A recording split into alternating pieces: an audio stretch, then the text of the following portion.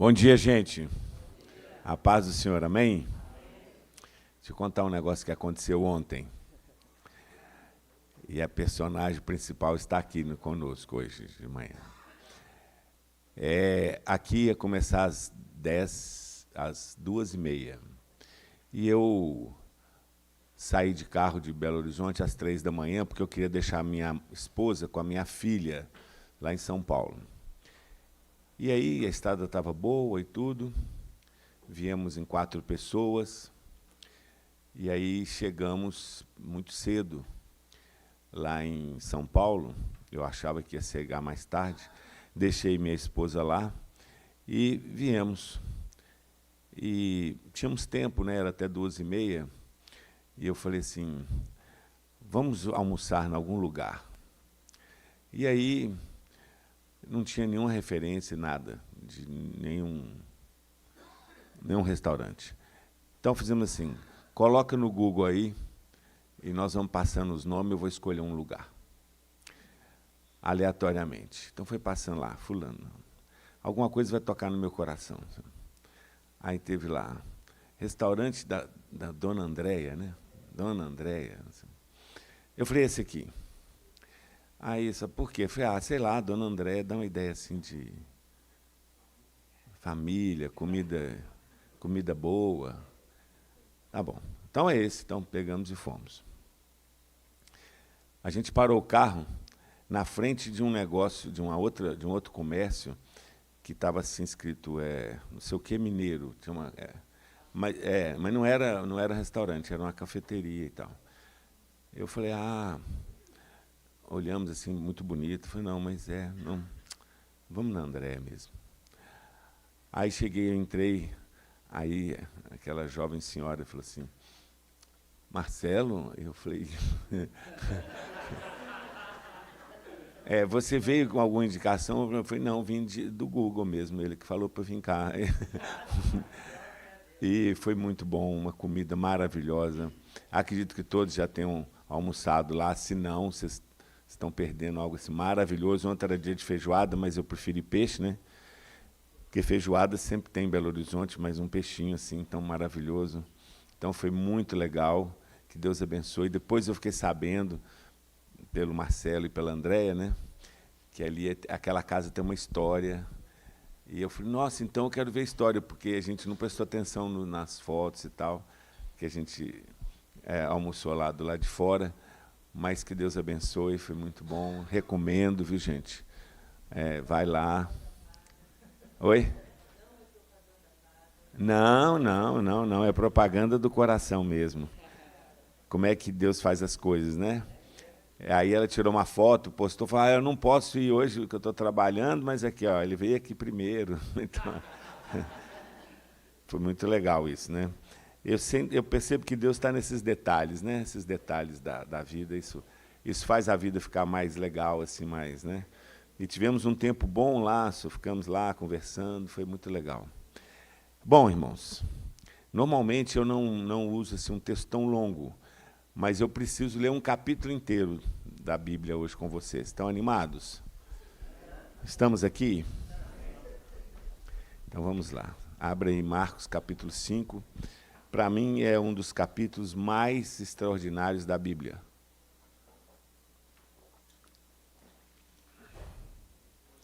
Bom, primeiro que eu gosto muito do Evangelho de Marcos. É o livro mais fácil da Bíblia, sabia, gente? Não sei por que, pastor, a gente manda as pessoas que começam a ler a Bíblia a ler João. João não é para começar a ler João, é para começar a ler Marcos. É o livro mais fácil da Bíblia.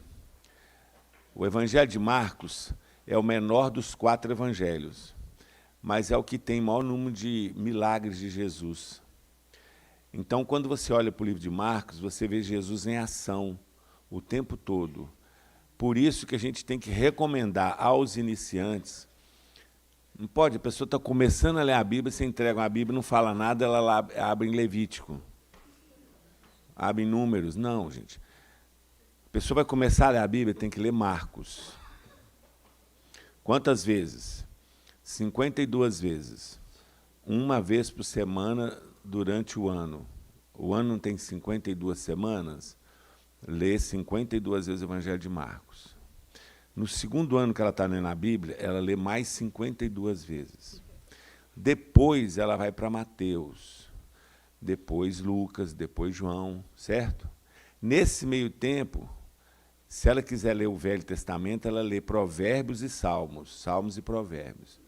Depois do 5º ano, aí ela já pode ler Gênesis, entendeu? Tem que ler o Evangelho, tem que começar com um livro mais fácil, né? E nós vamos ler um capítulo emocionante, gente. Esse capítulo 5 é um capítulo... é sensacional, tá bom? Então vamos lá. Jesus e os discípulos chegaram à outra margem do mar, a terra dos Gadarenos. Ao desembarcar, logo um homem possuído de espírito imundo veio dos túmulos ao encontro de Jesus. Esse homem vivia nos túmulos e ninguém podia prendê-lo, nem mesmo com correntes, porque, tendo sido muitas vezes preso com correntes e cadeias, as cadeias foram quebradas por ele, e as correntes foram despedaçadas, e ninguém conseguia dominá-lo.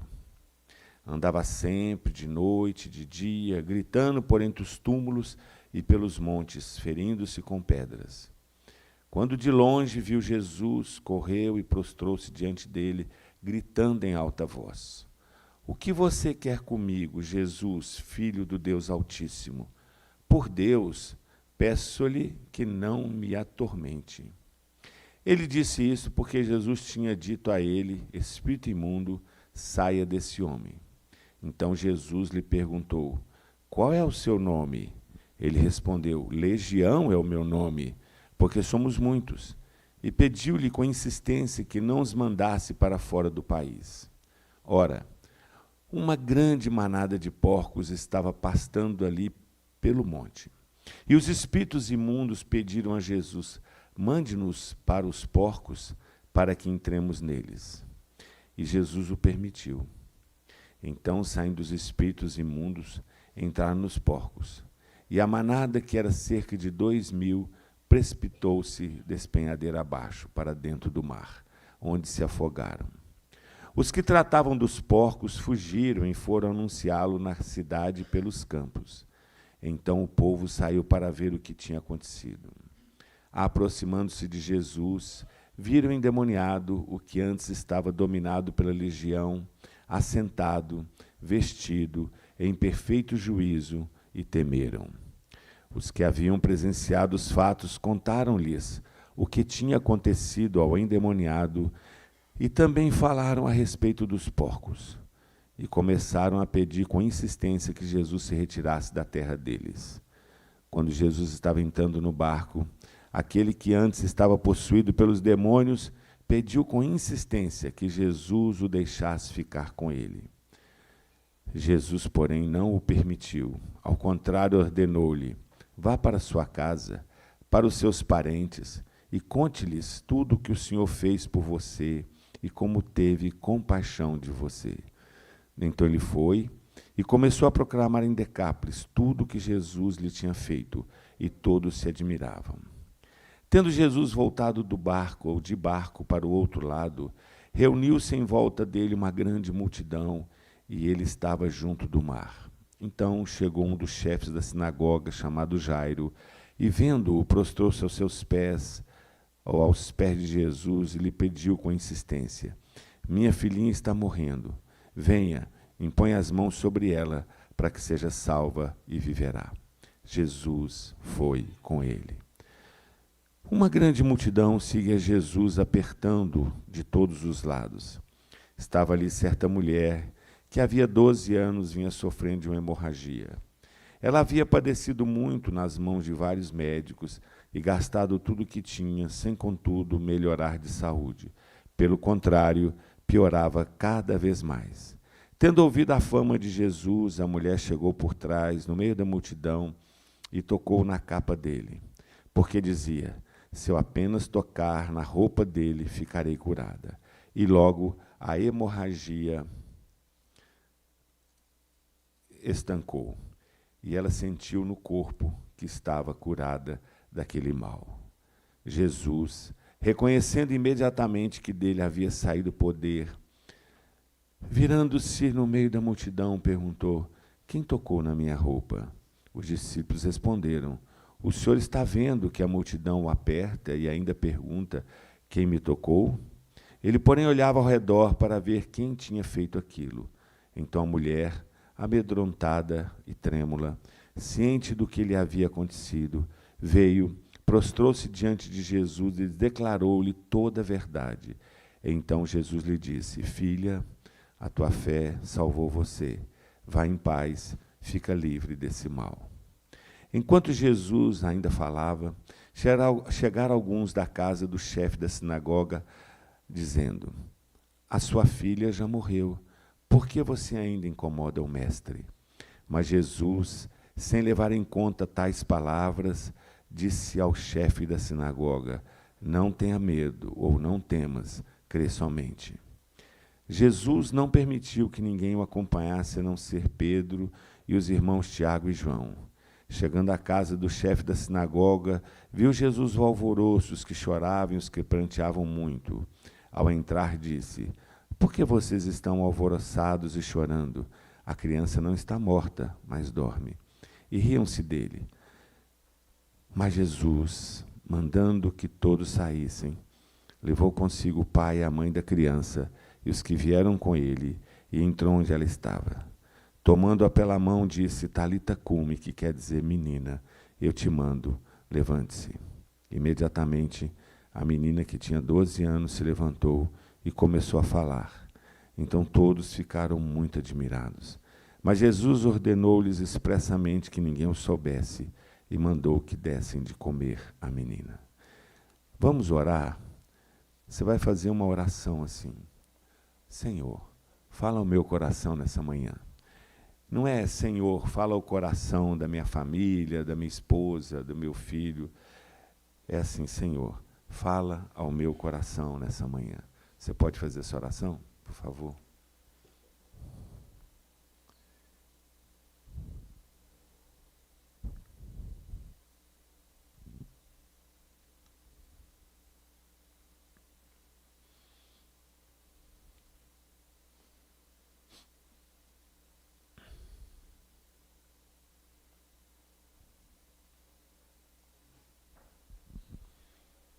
Senhor, fala também ao meu coração nessa manhã, Pai.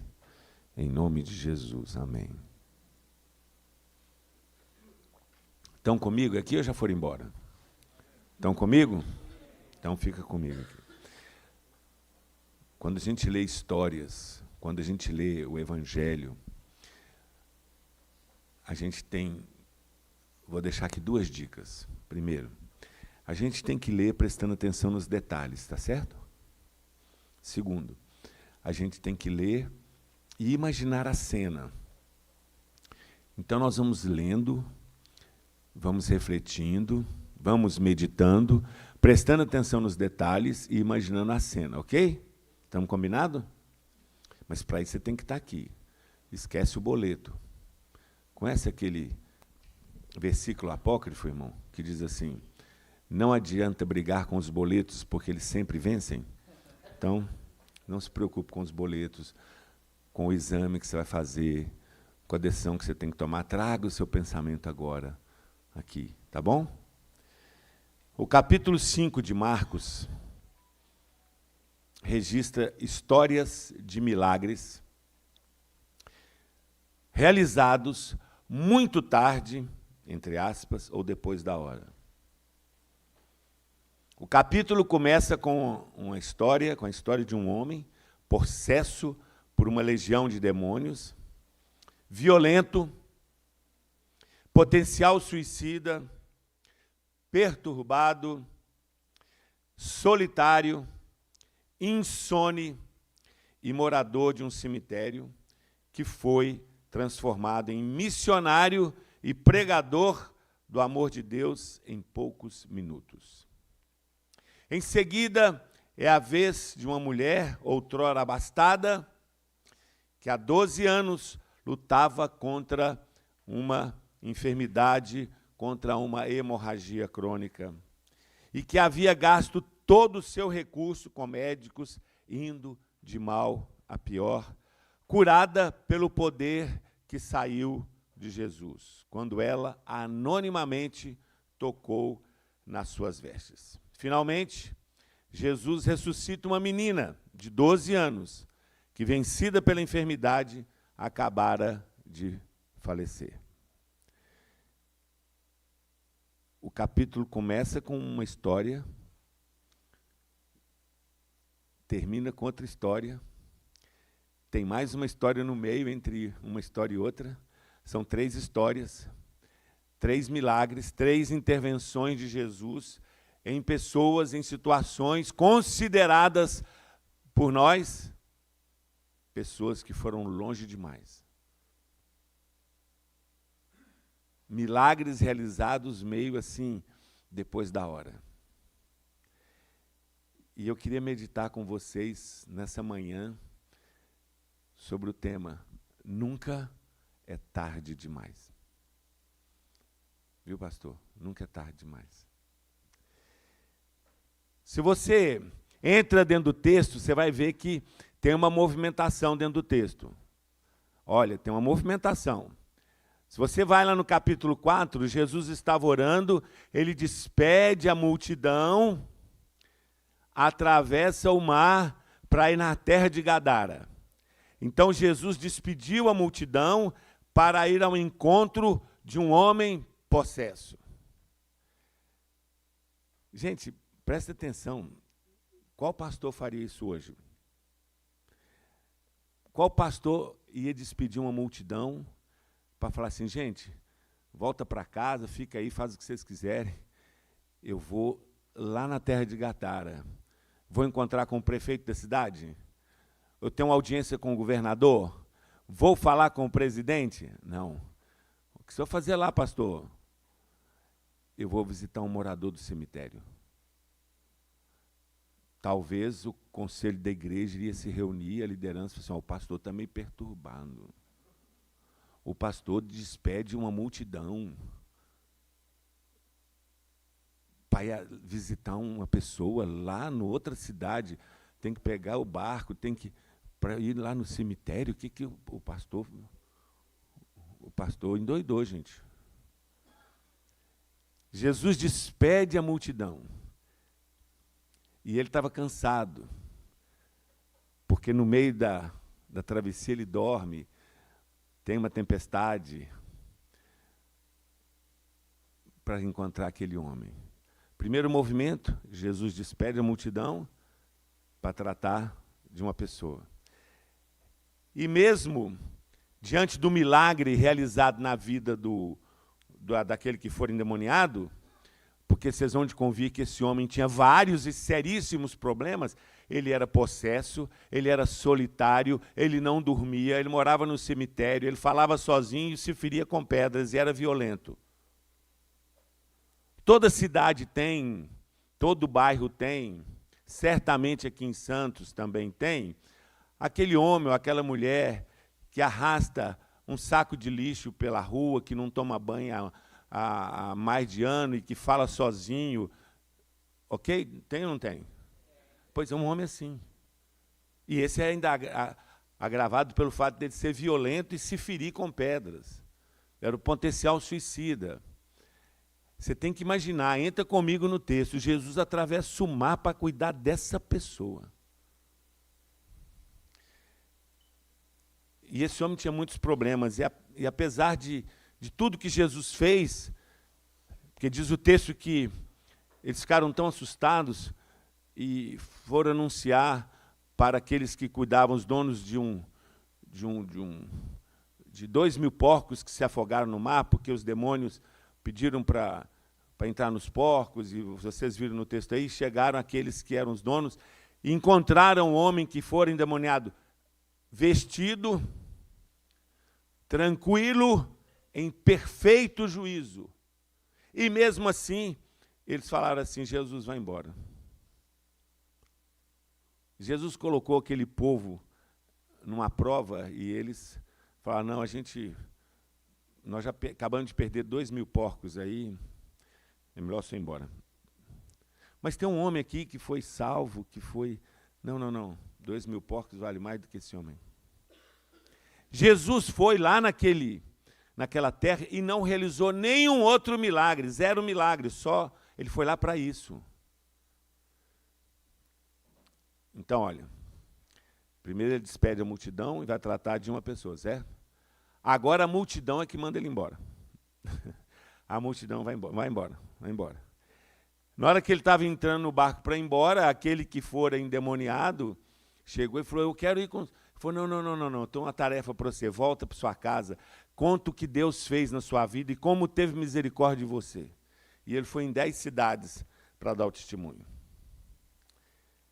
Outro movimento, ele chega na praia, diz o texto que havia uma grande multidão. A multidão mandou ele embora, não, ele mandou a multidão embora, agora a multidão manda ele embora, e ele chega na praia e tem outra multidão. E no meio da multidão surge um homem, desesperado, um pai chamado Jairo, que se prostra aos pés de Jesus e fala, vai lá em casa, minha filha está nas últimas. Vai lá e põe a mão sobre ela para que seja salva e viverá. Jesus, então, vai com ele. A multidão vai espremendo Jesus. De repente, a multidão para. Porque uma mulher toca no vestido de Jesus, nas vestes de Jesus, e ela é curada de uma hemorragia crônica. Novamente, Jesus deixa a multidão, pega só traz consigo Pedro, Tiago e João, e vai para a casa do Jairo. Vamos recordar? Ele despede a multidão, vai lá, trata de uma pessoa, chega lá, o que acontece? A multidão manda ele embora, ele chega, tem outra multidão. Ele para a caminhada, está indo para a casa do Jairo, para tratar de uma pessoa. No meio disso tudo, chega o anúncio de que a menina já tinha falecido, ele novamente deixa a multidão para lá, vai na casa do Jairo, chega lá, tinha uma outra multidão dentro da casa, ele manda a multidão sair para tratar com a menina. Está vendo essa movimentação? O que essa movimentação me ensina, pastor? Esse negócio de Jesus deixar a multidão, ele deixa a multidão para tratar de uma pessoa, depois ele para a multidão para tratar daquela mulher, depois ele manda a multidão embora para tratar. Na alvorada da vida, na força do sol ao meio-dia, ou no ocaso da existência, cedo ou tarde, criança, jovem ou adulto, não importa. Jesus nos trata individualmente. Ele não trabalha em série, ele não é a Volkswagen, ele não é a Ford, ele não trabalha em série. Ele trata com pessoas. Nunca é tarde demais para receber uma intervenção poderosa de Jesus. Eu gosto de... Bom, eu fiz letras na faculdade, né? E eu amo os falantes da língua portuguesa. Abençoados são aqueles nativos falantes da língua portuguesa, sabia? A gente fica assim, por que eu não nasci num país que fala inglês? Que nada, rapaz, você fala português, uma língua maravilhosa. Né? E lembra que você... E eu gosto de uma coisa que pouca gente gosta. Lembra que na oitava série, antiga oitava série, você estudou análise sintática? Lembra? Oração coordenada aditiva. Hein? Advérbio, vocativo, sujeito da oração. Lembra disso? Concordância verbal. E eu estou para lançar com a minha filha é pós-doutora em língua portuguesa. Ela sabe tudo, gosto dela demais, assim, ela é muito esperta, né? A pessoa que mais sabe língua portuguesa que eu conheço. mas eu quero lançar um livro que não tem no mercado. O uso da análise sintática no estudo bíblico. E é muito legal. Eu tenho algum colega aqui, alguém que é professor de português, alguém ligado à língua portuguesa, assim? Muito bem. Então, vou dar um exemplo aqui, que é o que significa que Jesus nos trata individualmente. Lembra do... Vamos fazer uma análise sintática de uma oração aqui, que está lá em Marcos também, quando Jesus estava saindo de Jericó e tinha um homem sentado à beira do caminho. A oração é assim: Bartimeu... Jesus saía de Jerusalém, né, para Jericó, e Bartimeu, vírgula, cego mendigo, vírgula, filho do Timeu, vírgula, estava sentado à beira do caminho. O sujeito da oração é o tal do Bartimeu, certo? O que é, do ponto de vista da análise sintática, o Bartimeu, cego mendigo e o filho do Timeu? Cego mendigo é um aposto. O aposto, qual é a função do aposto na oração? O aposto qualifica o sujeito, porque é assim, ó, tem muitos Bartimeus, certo? Nós estamos falando de qual Bartimeu? O Bartimeu que é cego mendigo. Qualificou? Qualificou. Mas ainda não qualificou totalmente, porque pode ser que existam muitos Bartimeus que também são mendigos e que, além de mendigos, são cegos.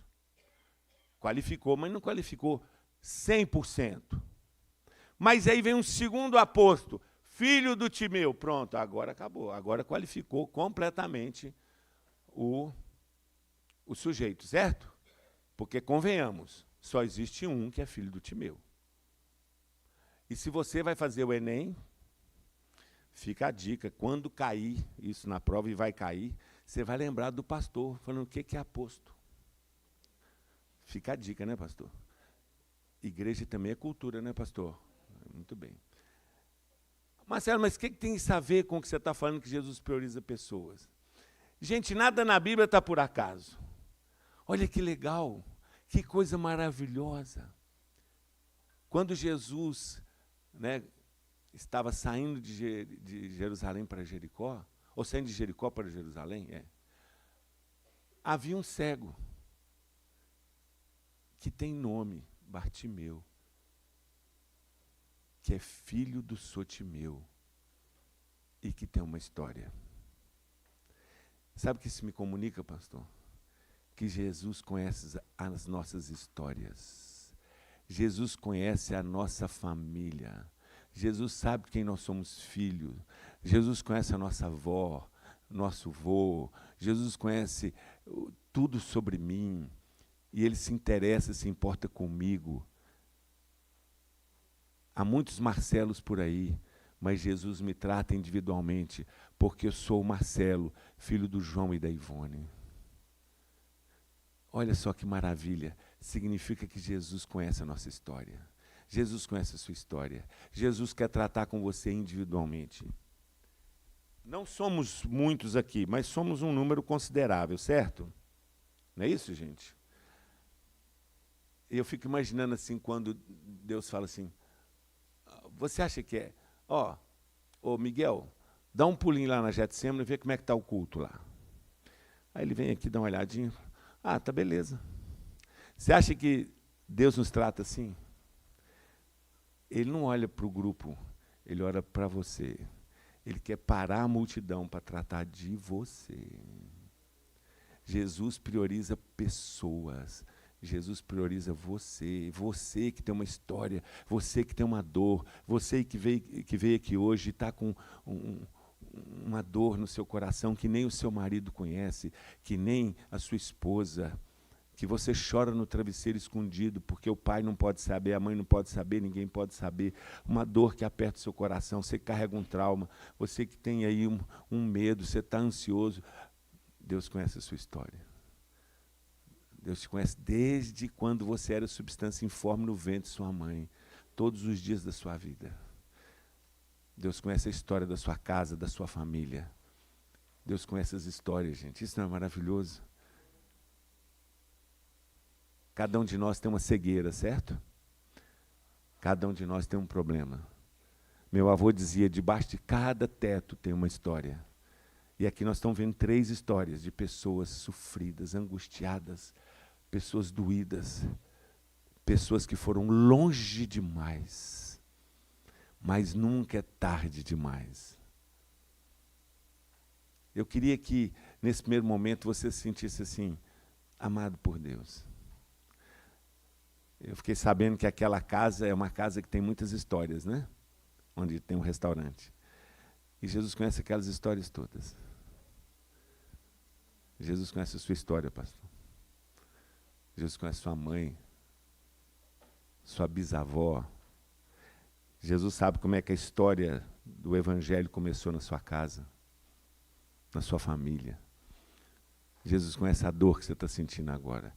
Porque Jesus prioriza pessoas. E talvez você veio aqui hoje pensando assim, tarde demais, não tem mais jeito. Eu queria dizer que tem jeito. A porta dessa igreja se abriu porque nós cremos que ainda tem jeito. Amém, gente? Ainda tem jeito para o Brasil, ainda tem jeito para o seu casamento, tem jeito para o seu filho, tem jeito para sua mãe, para o seu pai, tem jeito. Ou nós cremos nisso, ou não faz sentido o que nós estamos fazendo aqui. Tem jeito. Tem jeito. Amém?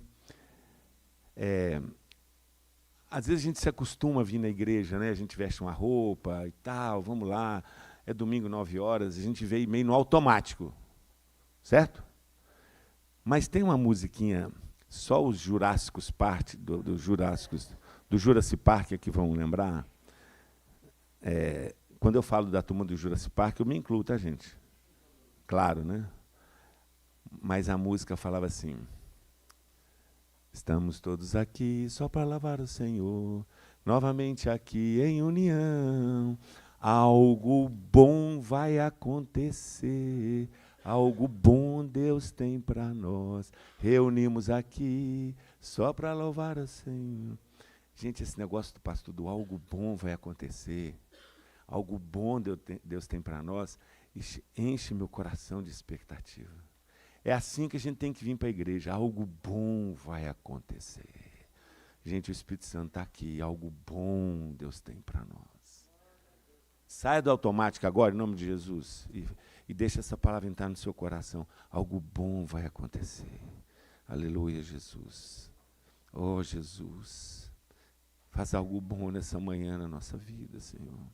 Oh, Espírito Santo. O Senhor que sonda os corações, o Senhor conhece os corações. Faz algo bom nessa manhã, Senhor. Para o aflito, o necessitado, aquele que acha que não tem mais jeito. Ó, Espírito Santo, faz algo bom nessa manhã, Pai. Nós estamos com santas expectativas, estamos diante da Tua palavra, Senhor. Faz algo bom nessa manhã, Pai. Algo bom vai acontecer. Algo bom vai acontecer. Espírito Santo de Deus, faz algo bom nessa manhã. Faz algo bom, Senhor. Amém.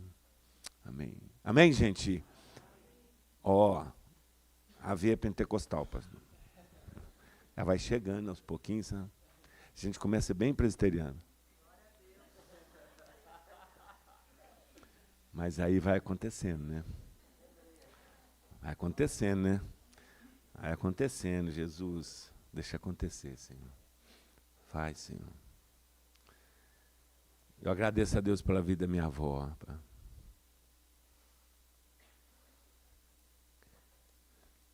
Minha avó, da Assembleia de Deus, né? Que me pegava pela mão e levava no circo de oração da Assembleia de Deus, com 10 anos de idade, e que me ensinava o Salmo 1. Bem-aventurado o homem que não anda segundo o conselho dos ímpios, não se detém no caminho dos pecadores. Como não ser influenciado pela minha avó? Não tem jeito, pastor.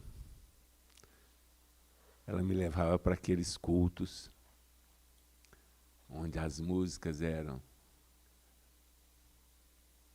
canta, meu povo, alegra, meu povo, que a festa não vai acabar. Quando findar na terra, no céu vai continuar. Ninguém detém, é obra santa. Ninguém detém, é obra santa. Nem Satã, nem o mundo todo pode apagar esse ardor. Ninguém detém, é obra santa. Essa causa é do Senhor. Isso tudo está dentro de mim, né? Algo bom vai acontecer, algo bom Deus tem para nós. Vamos continuar, né? Então, nunca é tarde demais, certo, gente? Aceito mesmo, sempre tem uma mão caridosa. E eu sempre esqueço de trazer os lenços. Obrigado, André. Tem alguém aqui da área de saúde? Enfermeiro, médico e tal? Fazer uma pergunta. Numa unidade de pronto atendimento, quem teria prioridade? Uma mulher com uma menstruação crônica ou uma menina lutando contra um mal súbito à beira da morte? Claro que a prioridade era a menina. Mas você já percebeu que Jesus para a caminhada para tratar da menina, depois é que ele vai, para tratar da mulher, depois é que ele vai lá? Imagina, quem é pai de menina aqui? Você vai me dar mais lenço, irmão? Pode dar, porque vai vir muito choro aqui. Obrigado, irmão. É isso, pronto. Aí, ó, que bênção. Quem é pai de menina? Então, imagina. Filha única, hein? Tem algum pai de menina, filha única aqui? Tá. Então, vamos lá. Como é, pai, que você ficaria? Porque, veja bem, Jesus, ele vai lá e fala, Jesus, vai lá em casa, coloca a mão sobre minha filha. E Jesus foi com ele. E aí eles estavam andando, e a multidão apertando, de repente, para, e aí não se fala mais do Jairo, que era o pai da menina, fala que estava a multidão, e aquela mulher tocou, e aquela mulher se escondeu, e Jesus parou, e falou, quem me tocou? E demorou, aquilo ali demorou. Como é que você, pai, porque eu imagino o Jairo estava cheio de esperança, Jesus vai lá em casa, tem salvação para minha filha, e tal, mas agora Jesus para. Como é que você, pai, eu sou meio ansioso, né? Como é que você, pai, falaria com Jesus? Eu acho que eu falaria, Senhor Jesus, é o seguinte, o Senhor falou que saiu o poder do Senhor, e a gente não sabe quem é. Já saiu o poder mesmo, não já? Então vamos embora. O poder não vai voltar para o Senhor mesmo, já saiu. Vamos embora, que a menina está lá. Ó. Mas Jesus inverte as prioridades, não é verdade? Ele cuida da mulher para depois, então, ele ir lá na menina. O que isso me ensina, pastor? Que Jesus não cabe na caixinha do pensamento humano. Os meus amigos aqui, que levantaram a mão, né, que são da área de saúde, claro, todos nós, mesmo não sendo médicos ou enfermeiros, sabemos que a prioridade é para uma menina à beira da morte, não para uma mulher que está com uma menstruação crônica. Isso aí pode esperar um pouco, já esperou 12 anos, espera mais um pouquinho aí, minha filha. Mas Jesus inverte tudo. Porque Jesus não cabe na caixinha do pensamento humano. Pode a criatura conter o Criador? Pode, gente? Não. Jesus vai para além da lógica humana. Jesus vai para além da ciência e da religião. Jesus extrapola tempos e medidas, leis físicas e matemáticas. Para ele, o cedo pode ser tarde, o tarde pode ser cedo. 5 pães mais 2 peixes podem não ser 7, mas suficientes para alimentar 5.000 pessoas. Por isso, gente, andar com Jesus é o mais fascinante projeto de vida. Andar com Jesus é andar perto do milagre, do diferente, do inusitado, do surpreendente, do maravilhoso, do fascinante, do conselheiro, do Pai da eternidade, do príncipe da paz. Andar com Jesus é viver sempre na expectativa de que algo bom vai acontecer. Porque ele inverte a lógica, ele inverte as leis físicas e matemáticas, porque ele é o Senhor de todas as coisas, ele tem a primeira e a última palavra. Então, Jesus não cabe na caixinha do nosso pensamento. Andar perto de Jesus é andar de coisas assim, perto de coisas maravilhosas. Algo bom vai acontecer.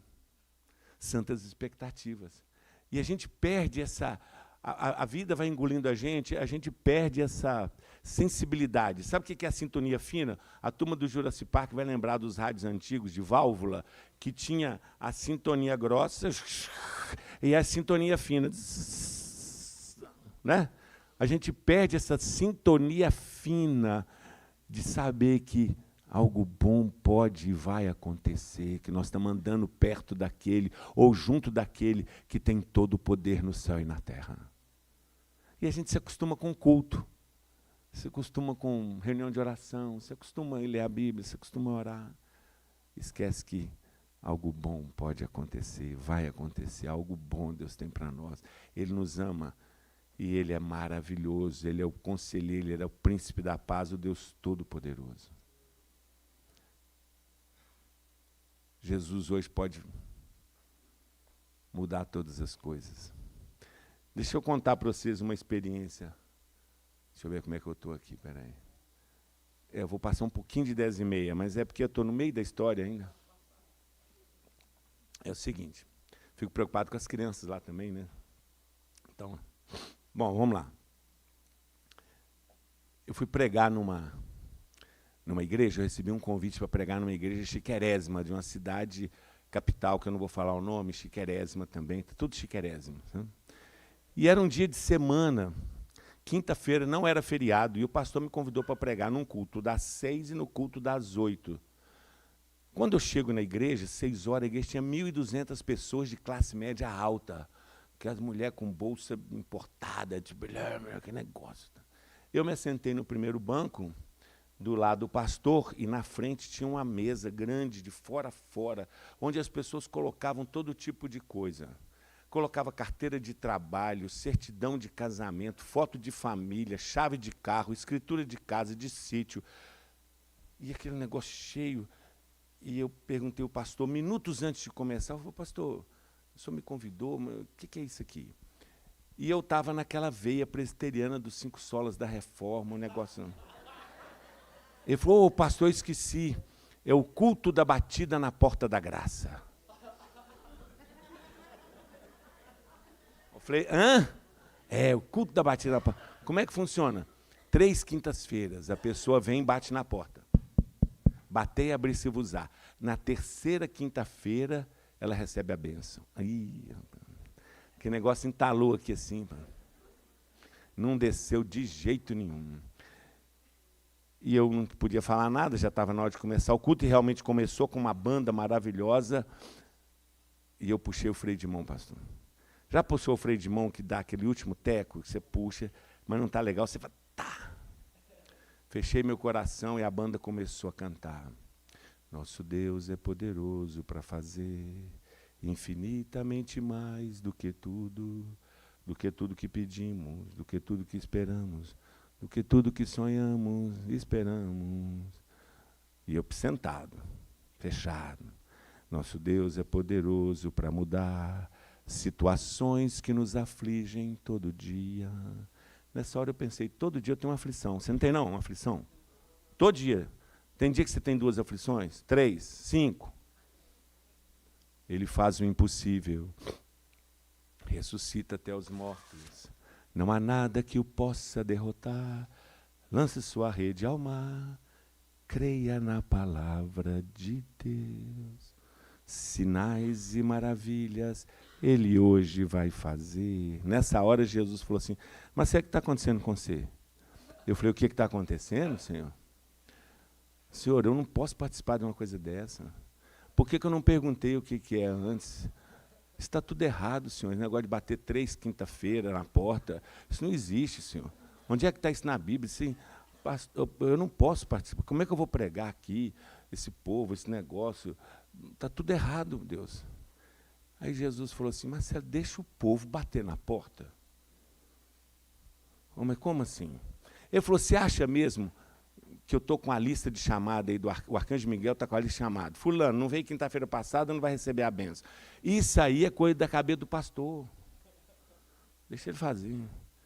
Eu estou olhando para o coração das pessoas. Como que eu vou te usar, Marcelo?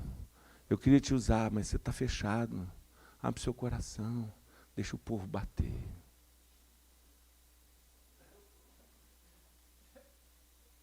Aí eu comecei a pensar, Deus não cabe na minha caixinha presbiteriana. Deus é Deus. Deus é maior do que a minha teologia. Deus não é evangélico. Deus não é nem cristão. Deus é Deus. É o eu sou. O eu sou.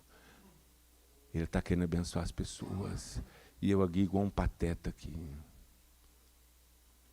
E a banda repetiu.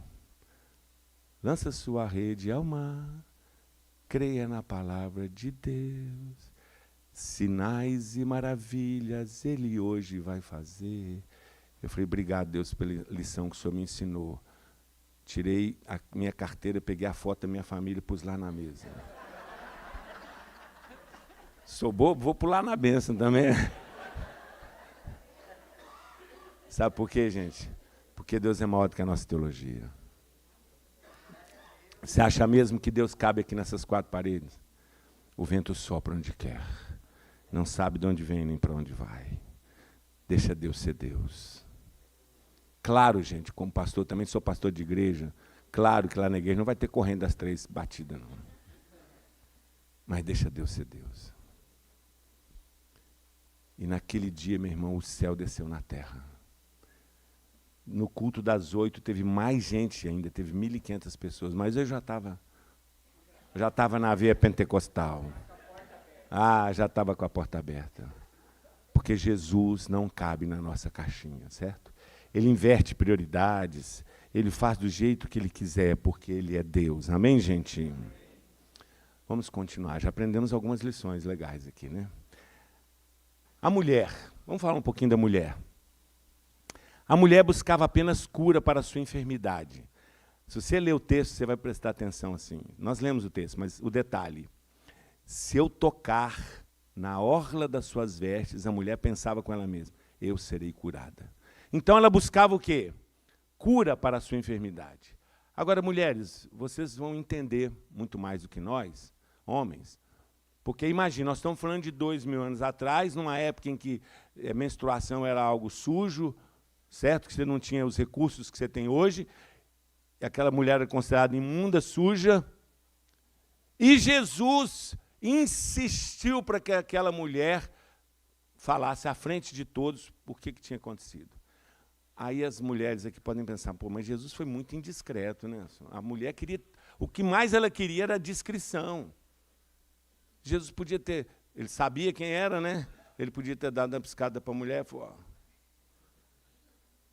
mas Jesus insiste. E a mulher vem e declara à vista de todo mundo o que aconteceu com ela. E ela sentiu que no seu corpo ela foi curada. Por quê que Jesus insiste para aquela mulher falar à frente de todos? Sabe por quê? Aquela mulher buscava apenas cura. Mas Jesus não permitiu que ela saísse discretamente. Ele tinha mais para oferecer. Além de cura, ele deu a ela paz e salvação. Porque quando aquela mulher vem e confessa, Jesus disse, vai-te em paz. A tua fé te salvou. Ser curada do seu mal. Jesus pode fazer infinitamente mais, além de tudo aquilo que pedimos ou pensamos. Eu escrevi um texto sobre Deus avô. Quem é avô ou avó aqui? Levanta o braço.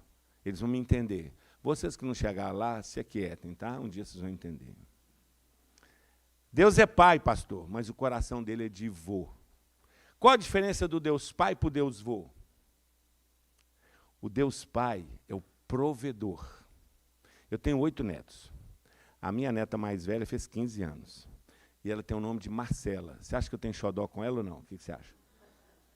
Linda, maravilhosa.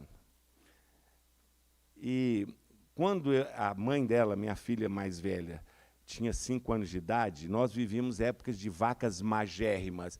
Você conhece as vacas magras? Conhece. Mas as magérrimas, que é o superlativo de magro. Meu amigo, não tinha dinheiro para nada, aquele negócio que é dificuldade. E a minha filhinha pediu, pai, compra um Danoninho. Bom, qual é o pai que a filha pedindo um Danoninho não vai dar? Eu falava, filha, eu estou apertado para comprar um Danoninho, mas eu vou te dar. Eu ia pedir dinheiro à minha mãe emprestado, eu ia comprar um Danoninho, mas filha, é um só, porque papai está apertado. Ela cresceu, fez 15 anos agora. Eu falei assim, o que você quer na sua festa? E tudo que ela quis eu fiz. Muito mais do que um Danoninho, irmão. Ah, mas muito mais, dá para comprar muito Danoninho. Por quê? Porque Deus Pai é o provedor, mas o Deus Avô é o galardoador.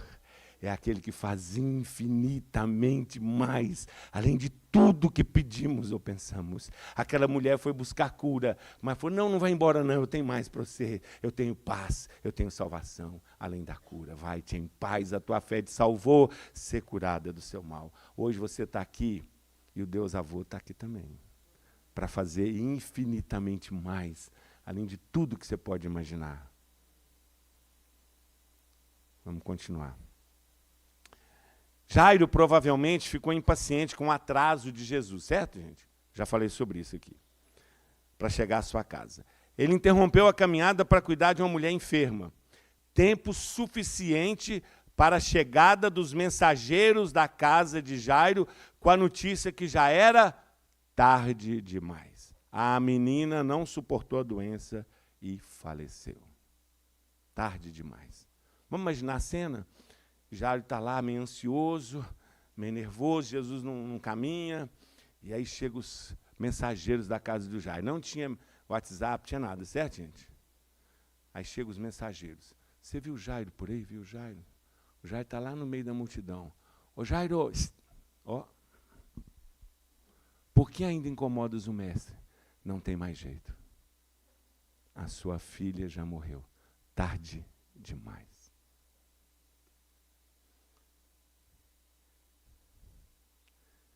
Mas eu amo. Se você olhar aqui no texto, tem um versículo, deixa eu achar o versículo aqui direitinho. Está aqui, ó. Versículo 35, tem a notícia. A sua filha já morreu, porque ainda incomodas o mestre. O versículo 36, aí a dica é o pessoal que vai dizer Enem. Começa com uma conjunção adversativa, tá bom? Quais são as conjunções adversativas? Mas, porém, todavia, contudo. E qual é a função, né? Por que é adversativa? Lembra da palavra adversário. As conjunções adversativas, elas estão sempre entre duas ideias opostas. Adversativa, adversário. Vai cair na prova, gente. 2 questões já que você vai saber. Oi, meu Deus. Igreja também é cultura, né, irmão?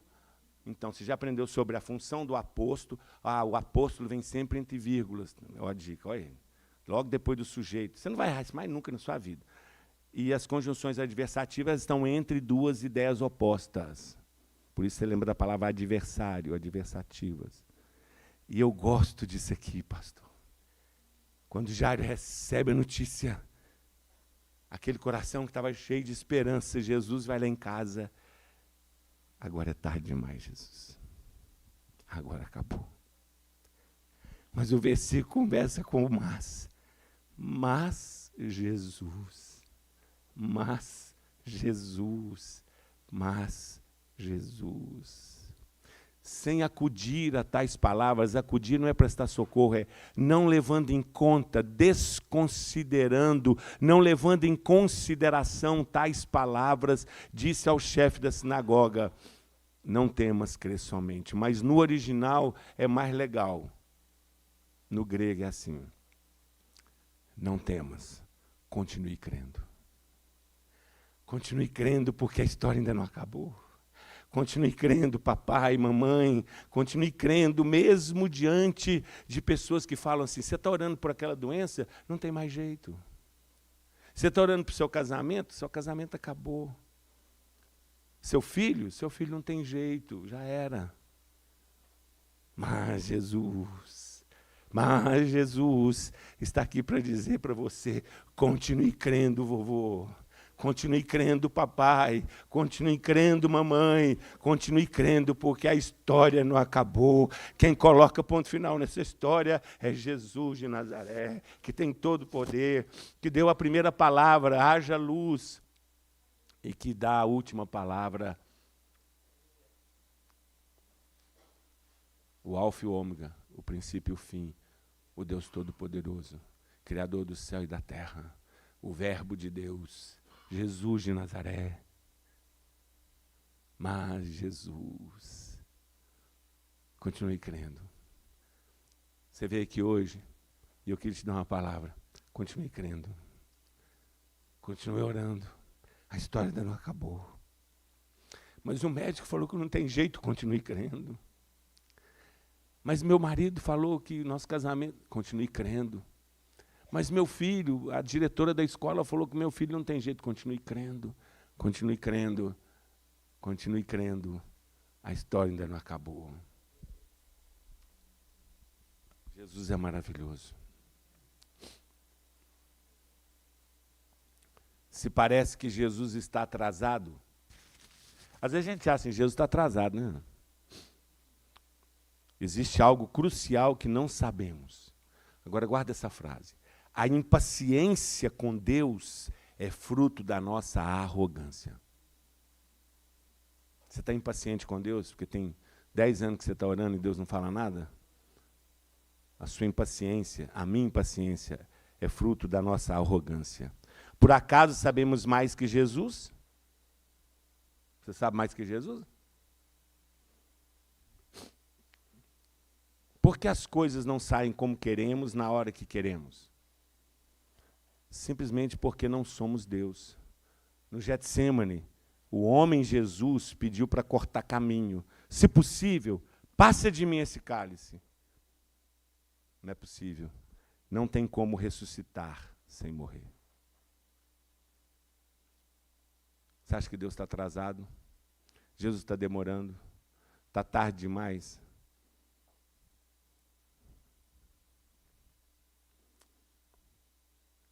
Bom, vamos relembrar aqui. Para ir ao encontro do homem possesso, Jesus despediu a multidão. Depois de libertar o homem, a multidão o despediu. Ele tinha uma missão para aquele ex-possesso, agora vestido, assentado, lustro e em perfeito juízo. Não era tarde demais para se tornar um pregador. Aquele homem, gente, eu não sei se foi um intervalo de 2 horas, 3 horas, o texto não fala muito sobre isso. Mas eu acredito que não foi muito tempo entre a possessão, a libertação e o ser missionário. Talvez 2 horas, talvez 3 horas, 4 horas, sem seminário, sem fazer um curso teológico. O cara que vivia no cemitério agora é missionário, vai, fala para os seus, conta o que Deus fez na sua vida. E ele foi e começou a pregar em 10 cidades. Tudo que Deus, e contar tudo que Jesus tinha feito por ele. Não é tarde para se tornar um pregador. Nunca é tarde demais para cumprir a missão de Jesus. Ontem eu desafiei aqui os aposentados. Nunca é tarde demais para começar a orar por uma escola. Nunca é tarde demais para cumprir a missão. Nunca é tarde demais para falar: Jesus, eis-me aqui, envia-me a mim. Conta comigo, Jesus. Nunca é tarde demais. Porque hoje é o primeiro dia do resto da nossa vida. Amém, gente? Hoje é o primeiro dia do resto da nossa vida. E a maravilha do Evangelho é que nós podemos sempre recomeçar. Esquecendo-me das coisas que para trás ficam, prossigo para o alvo. É daqui para frente. Eu vou guardar as lições do passado. Quantas pessoas estão aqui hoje e que vivem com amarguras, com tristezas, com angústias, com remorsos do passado? Hoje é dia de libertação, gente. Amém, gente? Ó, claro, que se eu pudesse voltar 40, 50 anos atrás, muitas decisões, muitas coisas que eu fiz, eu não faria de forma nenhuma, mas eu fiz. E Jesus já tratou comigo, e agora eu vou olhar para frente, porque o fardo de Jesus é leve e suave. Talvez você esteja aqui, carregando um fardo pesado que não é para você carregar. Você já tratou com Jesus, é nova vida, vamos para frente, vamos para frente. E se o Satanás falar sobre o seu passado, porque o Satanás é acusador, não é? Sabe aquilo que você fez quando você tinha 15 anos, 18 anos, 20 anos, que você não faria hoje, mas você fez? E aí Satanás joga na sua cara, mas você fez isso. Quando ele falar do seu passado, a Bíblia fala que nós devemos resistir ele, né, pastor? E a melhor coisa, a melhor forma de resistir o Satanás, quando ele é acusador e vem falar conosco do nosso passado, é falar para ele sobre o futuro dele. Ele fala do seu passado, você fala do futuro dele. Ó, sua batata está assando, filho. Eu sei para onde é que eu vou. Meu nome está escrito no livro da vida, aleluia. Sei em quem tenho crido. E ele é poderoso para guardar o meu tesouro até aquele dia. Agora você sabe, né? E quando você fala do futuro seu e dele, com ele, ele foge. Porque os dias dele estão contados. E quando ele fala sobre o seu passado, você fala assim, conversa com Jesus a respeito disso, não vem falar nada comigo, não, fala com Jesus. Não quero saber de você, não. Fala com Jesus. Nunca é tarde demais. Ah, quantas pessoas estão amargando um fardo pesado, e Jesus falou que o meu fardo é leve e suave, gente. Fardo leve, vamos embora para frente. Amém, gente? Bom, vamos lá. À primeira vista, parece que os milagres foram realizados tardiamente, certo? Aquele homem foi longe demais. Um caso perdido para a sociedade. Sério, vamos ser sinceros. Quando você olha um homem na rua aí, arrastando um saco de lixo, todo sujo, ferido, falando sozinho, você fala, é um caso perdido. Não é não? Vamos ser sinceros, gente. Caso perdido. Um caso perdido para a sociedade. A mulher sofreu por muito tempo. Diz que ela se tratou com muitos médicos, ela tinha dinheiro, e gastou tudo com médico.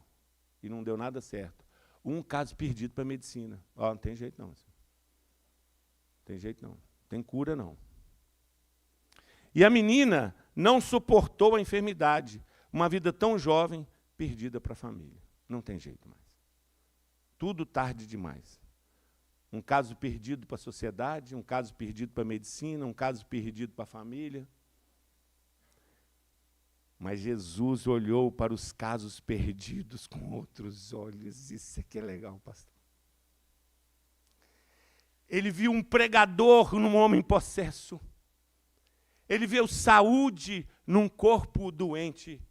E ele viu vida num velório. Já parou para pensar? Que Jesus olha para os casos perdidos com outros olhos.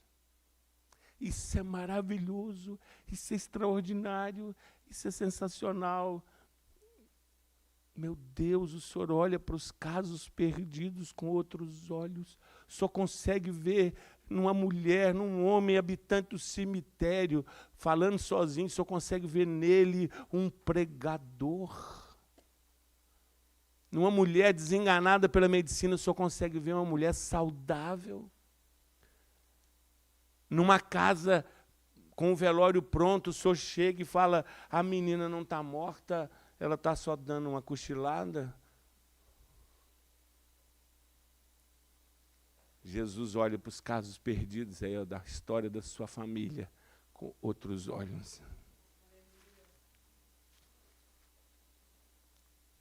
Ele olha para a juventude brasileira com outros olhos. Ele olha para os adolescentes com outros olhos. Ele olhou para mim com outros olhos. Eu era o improvável. Sabe o improvável? Um menino de 14 anos, de uma família pobre, mãe faxineira, avó faxineira, E Jesus olhou para mim com outros olhos e me deu a honra de ser um pregador da palavra. Eu não tenho pedigree, minha família não tem sobrenome, é uma família qualquer. E Jesus olhou para mim com outros olhos. Jesus olha para o seu filho com outros olhos. Jesus consegue ver pregadores, missionários, pastores, líderes, onde ninguém vê nada. Quem estava aqui ontem? Quem estava aqui ontem? Lembra do rapaz que deu testemunho? Pois é. É assim que Jesus fez. E é assim que Jesus faz. Ele continua fazendo assim. Ele continua olhando com outros olhos.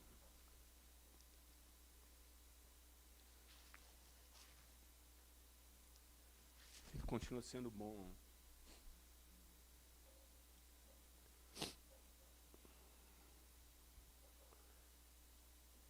Por isso, porque Jesus olha com outros olhos, Jesus diz para o Jairo: não tema, Jairo. Você não sabe de nada. Continue crendo. Continue crendo. Agora estamos chegando no finalzinho. E aí Jesus chega na casa do Jairo. A casa está cheia de gente, o velório está pronto. E aí Jesus manda todo mundo sair. Pega o pai e a mãe da criança e entra onde ela estava, a menina. Quem aqui é mamãe de menina? Levanta a mão, as mamães de menina. Como é que você, mamãe, como é que você, papai, entraria no quarto da menina de 12 anos, filha única? Como é que você entraria? Eita. Eu entraria meio crente, meio descrente. Meio desesperado e meio esperançoso. E eu queria que você vivesse esse momento comigo. Vamos viver esse momento? Vamos entrar no quarto da menina? Vamos? Jesus entra. Uma santa ambiência enche aquele lugar. Uma santa ambiência. Jesus chega para a menina, o texto fala assim: Talita cumi, quer dizer, menina, eu te mando, levanta. Mas eu comecei a pensar de uma outra maneira.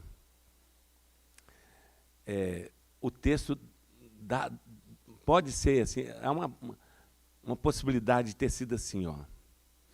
Eu não gosto de acordar criança, gente.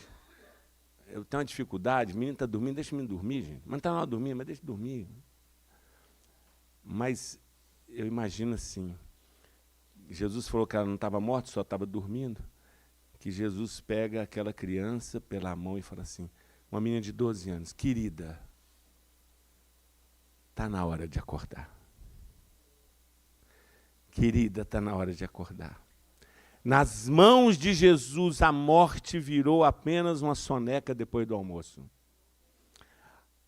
As mesmas mãos que espalharam as estrelas no céu, que jogaram os grãos de areia nas praias, que colocaram os astros nos seus devidos lugares, foram as mãos que acordaram a filha de Jairo.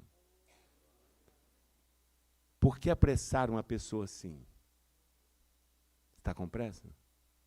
Por que você está apressando uma pessoa assim? Alguém tão poderoso e tão próximo, tão grandioso e tão simples, tão verdadeiramente homem, tão verdadeiramente Deus, que nos trata com tanto carinho, tanta atenção, tão gentilmente. Gente, pensa comigo, olha, pensa, eu estou terminando, fica aqui comigo. As mãos que espalharam as estrelas no céu, é assim, ó, estrelas no céu, a areia na praia, astros no universo,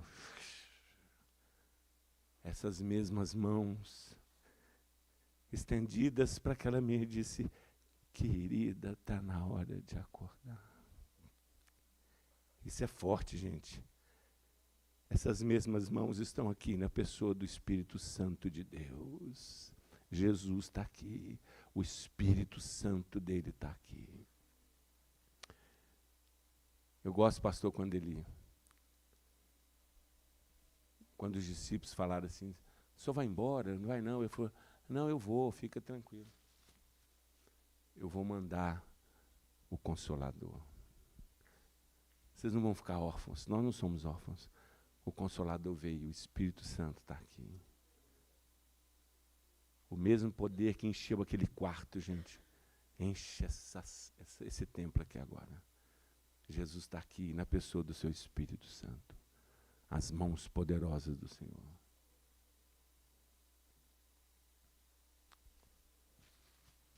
Diz o texto que aquela mulher ficou perplexa. Imagina, mamãe. Aquela mulher ficou perplexa, porque ela passou a angústia sozinha, né? Porque Jairo falou, fica aí que eu vou lá buscar alguém, peraí. E Jesus foi lá buscar o Jairo, ela ficou sozinha. Nesse meio tempo a menina veio a falecer. E ela aguentou o perrengue sozinha ali. E agora Jesus a restitui a sua filha. Como é que ficou aquela mamãe? E aí Jesus dá uma ordem, dá de comer para essa menina. Ô mamãe, como é que você iria para a cozinha, hein? Você iria para a cozinha assim, nem bem ressuscitou, já está me dando trabalho, hein? É isso? Hein, mamãe? Claro que não, mamãe. Claro que não. Aliás, você não ia fazer comida só para ela. Você ia fazer uma festa. Você ia chamar o Pedro, o Tiago e o João que estavam lá e falou assim, abre a porta. Todo mundo que está aí fora pode entrar. Vai lá na padaria do São Antônio, ali na frente, manda trazer tudo. Encomenda comida lá no restaurante da André. Lá. Nós vamos fazer uma festa aqui. Nós vamos celebrar uma semana. Mas e o cartão de crédito? Vamos celebrar. Porque entrou aqui, nessa casa, quem transforma velório em festa. Jesus de Nazaré. E eu queria só encerrar com uma... Agora não está na Bíblia não, mas está na minha cabeça. O que Jesus... Depois Jesus foi embora, a festa foi uma semana, tá, gente? Teve pão de queijo com linguiça, limonada caipira, feijoada da André, teve tudo na festa. E aí, todo mundo foi embora agora. E aí, então, a menina está dormindo agora, mas é o sono de vida, tá? E aí agora, finalmente, depois de 7 dias de festa, aquela mulher, que eu não sei o nome, está sós com Jairo. Enfim, sós. O que aquela mulher falou para o Jairo, hein? Ah, eu quero saber, mas eu tenho algo na minha cabeça. O que foi que aquela mulher falou para o Jairo? Eu imagino aquela mulher falando assim, abençoado Jairo. Abençoado o dia que você nasceu. Abençoado o dia que eu me casei com você. Abençoado seja o dia que você trouxe Jesus para dentro de casa. Abençoado seja. Papai, a gente sempre quer dar o melhor para os nossos filhos, não? Agora é conversa de homem para homem. A gente quer dar um bom plano de saúde, né? Bacana. Melhor escola. Boa comida. Bom médico. Bom tudo. Mas, papai, o que de melhor você pode dar é levar Jesus para dentro da sua casa. É ir atrás de Jesus, fala, Jesus, vai lá em casa, eu preciso do Senhor. Coloca a mão sobre meus filhos, coloca a mão sobre minha esposa, coloca a mão sobre a minha vida. Eu preciso do Senhor lá em casa. Hashtag fica a dica. Papai, leva Jesus para dentro da sua casa. Porque nunca é tarde demais. E agora, pastor, eu quero orar, né? A gente, depois de meditar na Bíblia, a gente tem que dar uma resposta, não tem? Algo bom vai acontecer? Algo bom Deus tem para nós? Então, eu sei que nós temos pessoas aqui aflitas. Eu sei que nós temos pessoas aqui que acham que está tarde demais para uma intervenção de Jesus. Pessoas que estão orando por algo, por alguém, por uma situação, e parece que Jesus não responde, que ele está atrasado. Deus, não é possível, cadê? Eu quero que nessa manhã essa palavra te enche de esperança. Amém, gente? Esperança. Porque algo bom vai acontecer. Algo bom Deus tem para nós. Eu nem vou pedir uma música, nem nada para a gente cantar. Eu quero entrar direto na oração. Eu quero orar com você, por você, que quer trazer aquele pedido que, na sua opinião, na opinião de muitos, já está muito tarde. Está muito tarde. Não tem mais jeito. Por que ainda incomodas o mestre? Talvez já falaram para você, para de orar, você não tem mais jeito. Nós estamos orando por isso tem 15 anos, não tem mais jeito. Causas impossíveis. Algo bom vai acontecer. Vamos ficar de pé?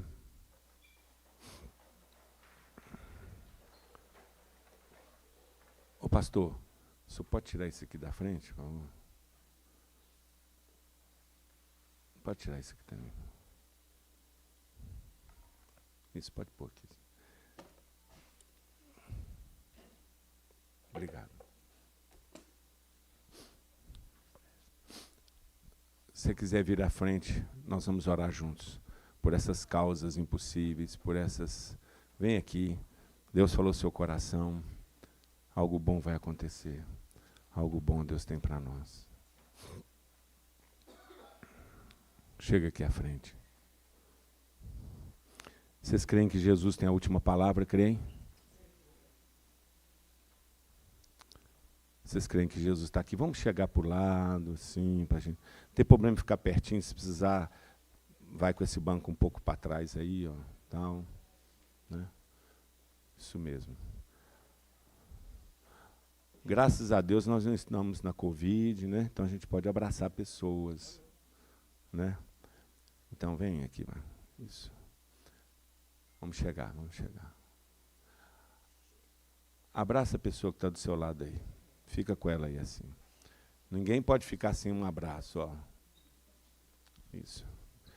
Esse abraço não é um abraço da pessoa, é um abraço de Deus, tá bom, gente? E nós vamos orar agora. Jesus, filho de Davi, tem compaixão de nós, Senhor. Nós acabamos de ver histórias extraordinárias da intervenção do Senhor em momentos que, segundo a opinião de todos, já era tarde demais. E o Senhor mostrou para nós aqui agora que nunca é tarde demais. Nunca é tarde demais. Então, Jesus, eu não conheço as histórias, mas o Senhor conhece as histórias de cada pessoa que está aqui à frente. O Senhor conhece as dores, as angústias, o porquê que as pessoas, cada um veio aqui à frente, a razão pela qual elas estão aqui. E aí, ó Deus, eu peço ao Senhor, eu peço, Jesus, o Senhor que é o mesmo ontem, hoje, será eternamente, que o Senhor faça aquilo que só o Senhor pode fazer. Aquilo que eu podia fazer, eu fiz, eu tentei comunicar, ó Deus, com simplicidade, da melhor forma possível, Deus, mas eu sou muito limitado. Agora eu não posso fazer mais nada, é obra do Teu Espírito Santo, para aplicar essa palavra no meu coração e no coração das pessoas que estão aqui. Senhor, ó Espírito Santo que está aqui, que é o mesmo, ó Jesus, venha ao socorro, ó Deus, socorre essas pessoas, cada um com a sua história. O Senhor conhece as nossas histórias, o Senhor conhece as nossas cegueiras, O Senhor conhece a nossa família, o Senhor conhece os nossos pais, os nossos sonhos, os nossos tios, os nossos avós, tudo que vai na nossa vida, os traumas que carregamos, as sequelas, ó Deus, de decisões erradas. Mas, ó Deus, hoje é o primeiro dia do resto da nossa vida, e nós estamos aqui para te dizer, ó Deus, que nós confiamos em Ti, que nós queremos começar uma nova história. Senhor, Senhor Jesus, pessoas que estão aqui, que tiveram notícias muito tristes, talvez já disseram para alguns aqui o que disseram para o Jairo: não adianta mais orar, não tem mais jeito, tarde demais, deixa Deus em paz. Não, não, não, nós não vamos deixar em paz, nós vamos clamar, nós vamos orar, nós vamos pedir, porque o Senhor tem a última palavra. O Senhor pode fazer, ó Deus, infinitamente mais, além de tudo que pedimos ou pensamos. Por isso eu peço, ó Deus, por cada um agora, invoco sobre eles a bênção do Senhor, Pai, Filho, Espírito Santo, em nome de Jesus. Amém, amém, amém, amém. Não está encerrado ainda, porque o pastor aqui encerra, mas eu queria que você desse uns 3 abraços, certo? Deixa eu explicar como é que nasceu a bênção da minha avó. É assim, ó, presta atenção aqui, ó. Presta atenção aqui. 1984, minha avó era viva ainda, né? E eu fui fazer um estágio nos Estados Unidos, em acampamentos, fiquei 40 dias fora, e eu queria falar com a minha mãe, e a gente tinha um negócio dos mais novos aí, mais uma cultura aqui. A gente ligava a cobrar. Tan, tan, tararam, tararam, lembra? E minha mãe ficou brava, porque eu liguei a cobrar, e era caro. Eu liguei para a casa da minha mãe, e a minha mãe falou: fala depressa, porque, né, eu estava nos Estados Unidos. E assim, e ela falou: e sua avó quer falar com você. Minha avó já era cega e paralítica. Ela pegou o telefone e falou assim: meu filho, rapaz, ó, quem tem vó viva ainda aí? Quem tem vó viva? Ó, quando a sua mãe falar com você, meu filho, você presta atenção 10 vezes. Se for vó, 20 vezes. Se a avó for da Assembleia de Deus, 40 vezes. Meu filho. Sabe o que é isso? Hoje eu sei, porque eu sou vô, né? Quando a minha filha, minha neta fala assim: benção, Deus te abençoe. Eu sei o que é isso hoje, que eu sou vô, né? Mas naquela época eu não sabia esse meu filho, né? Meu filho, Deus te abençoe da cabeça aos pés. E essa bênção me acompanha. Hoje mesmo eu recebi bênção aqui agora, fruto dessa bênção da minha avó diante do Pai. Porque eu falei uma coisa ontem, gente: os intercessores morrem, mas as orações não morrem. Tem oração na taça, as orações ficam na taça. Então hoje Deus olhou lá e falou assim: ah, tem oração da vovó aqui, manda uma bênção para ele lá. Tem oração na taça, tem oração na taça. Então, aí você vai dar 3 abraços com a bênção da minha avó, mas não vai embora, é para sentar, porque o pastor, senão ele depois fica bravo comigo. Falando assim: Deus te abençoe da cabeça aos pés. Vamos lá?